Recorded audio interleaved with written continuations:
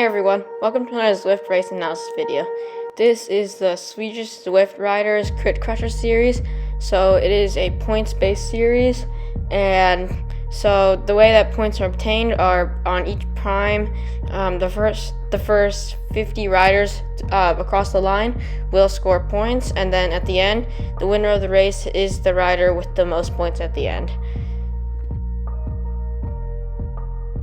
When I signed up for the race, I saw that Robin Anderson was also signed up for the race, who is an extremely strong rider with a Zwift power rank of exactly 100, so he is, I think, one of the top 10 B riders in Zwift, which is insanely good. And this is likely because of his 16 watt per gig sprint that he has.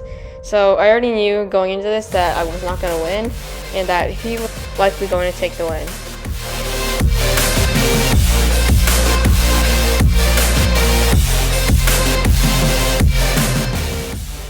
So every lap, since it's a point race, I've been sprinting every lap. I wasn't so much going for the points, more just trying to stay with the top few riders so that I didn't get dropped. The group had already gone down from around 35 riders to now I believe 15 or 20, and it is crucial to stay with the group because I was trying to get some Zwift power ranking points, which were up for grabs for the first rider if I were to get around top 10 in the race.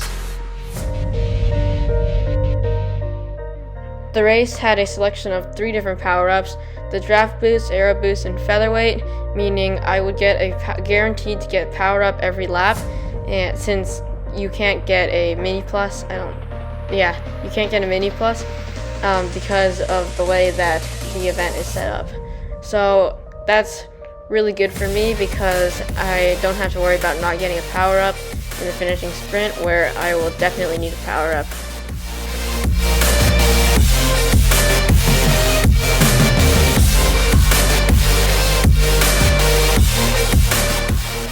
After each lap, there were around 8 riders who were together, and then there were another 10 or so that were in a chase group because they didn't sprint on the prime.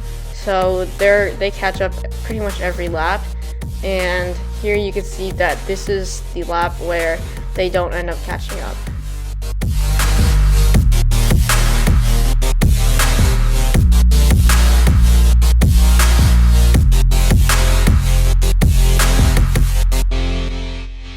Okay, fast forward to the second to last prime points that are available on this route.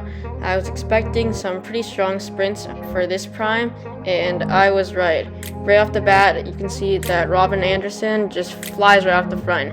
And the funny thing is, he actually only sprints for like 5 seconds, and he already has a 3-second lead, and he just eases off and chills for the final few seconds of the prime. So here I know that I don't need to go that hard to stay with the group, but I still try to make sure that I am holding on to M. Hugo's wheel to make sure that I don't get dropped, and yeah.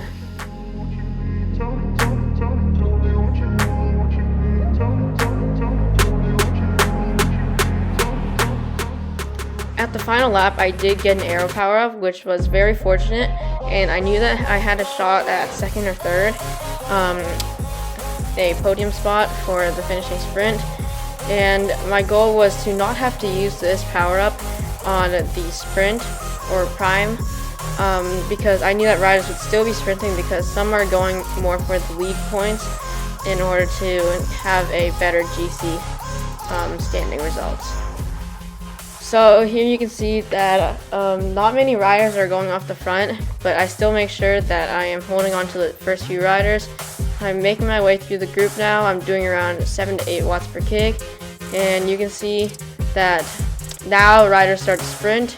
A lot of them are using their power-ups, which is going to give me an edge in this final sprint because I know that I have a power-up and some of the others do not.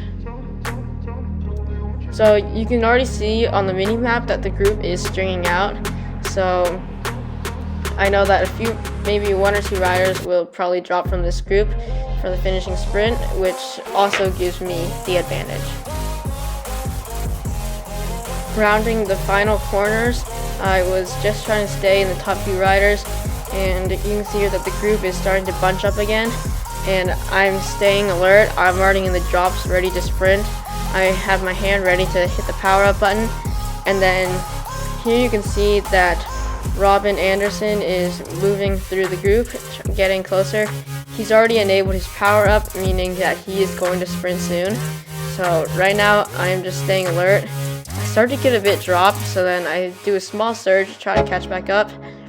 And then here you can see that we're all just playing the waiting game. There's 0.2 miles left, and this is when Robin Anderson just unleashes his sprint and goes.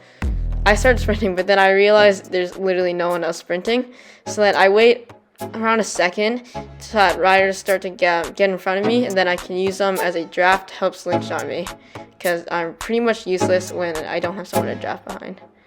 So here it's a photo finish between DHW, Rhino, and I end up getting the edge in the Zwift results, giving me 3rd place, which is a podium. Let's load up Zwift Power, and here you can see that I got a nice game of 6 points, which brought my score down to 175. So here you see that I actually got 4th with the points added up, but that's not what gives the Zwift Power ranking points, which helps me. And yeah, overall that was a really great race, and I had a lot of fun. So thanks for watching, stay tuned, and